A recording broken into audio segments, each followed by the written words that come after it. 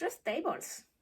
These are tables with columns for statements, and the columns will tell us whether the statement is true or false. So the name of it tells us what it is, truth table. Let's review that. To make a truth table, there are three things that we need to remember. We need to make columns for each statement, positive statement. We need to make columns for each negation, if required. If it is not required, no. And then we need to make columns for the compound. Compound is when we join two statements together with the word and or the word or. So I made over here a compound statement. I said the negation of P and the negation of R. Let's follow that. Let's make that truth table. Okay, should I make it? I make it here. We need to make a column for the statements. The statements are P and R. So I'm going to put P here, R over here.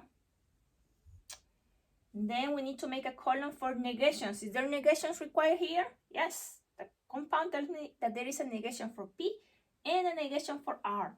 So let's put the negation of P and the negation of R. Then the last thing, make columns for the compound statement. This is my compound statement. So negation of P and negation of R.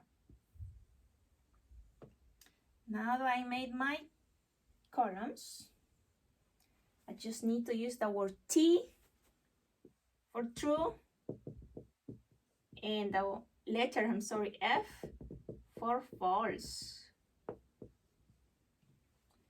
And we're going to see all the possibilities that we have. So when P is true and R is true, the negation of P, if P is true, the negation needs to be false, right? And the negation of R needs to be false because the statement is true. And therefore, the negation of P and the negation of R is false. Negation of this and negation of this is false. Okay, let me make a line over here for my row. Let's try another combination. Maybe I should do the combinations first. How about when P is true but R is false? Or when P is, make the line, is false and R is true. And I think the last one should be, how about when both are false? Right, that's all my possible combinations.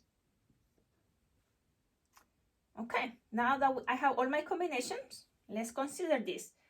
When P is true, the negation of P needs to be false. And when R is false, the negation of R is true. Because if this is false, it means the opposite is true. So, there you have it. And if I add the negation of P and the negation of R, my answer needs to be false. Because for when we join with the word and, both statements needs to be true to make the compound statement true. Since one of these is not true, the compound is false. Notice that this is a conjunction. You are adding with the word and, is a conjunction. For the conjunction to be true, both statements need to be true. One of them is not true, therefore the conjunction is false. How about here? When P is false, the negation of P needs to be true. The opposite needs to be true. And when R is true, the negation of R is false. Again, we have a conjunction of one statement that is true and one statement that is false. Therefore, the conjunction is false. Because the conjunction needs to be true only when both statements are true. How about when these two are false? When P is false, the negation of P needs to be true. And when R is false, the negation of R needs to be true. And when we add the negation of P and the negation of R and make that conjunction, both statements are true. Therefore, my conjunction is true. That's how we make the truth tables. We just need to figure out all the possible combinations, and then we figure out what we need to do rest. Remember, make columns for each statement, make columns for any negations required, and make columns for the compound statements. For your quiz, remember that a counterexample is an example that makes a conjecture false. A linear pair, we are talking about angles, is two angles that add up to 180 degrees. Linear means that they make a line. So you could have this angle 1 and angle 2. And if you put those two angles together, they make a linear pair, 180 degrees. And the last thing that I wanted to tell you today for your quiz is that when you have a conditional statement, the hypothesis comes after the word if, and the conclusion comes after the word then.